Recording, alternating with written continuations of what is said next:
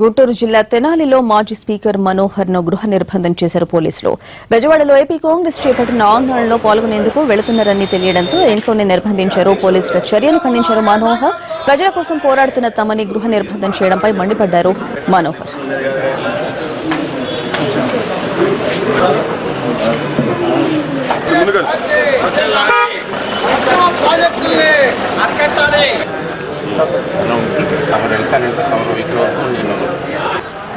తెనాల్లో ఎప్పుడు ఇటువంటి సాంప్రదాయం లేదండి.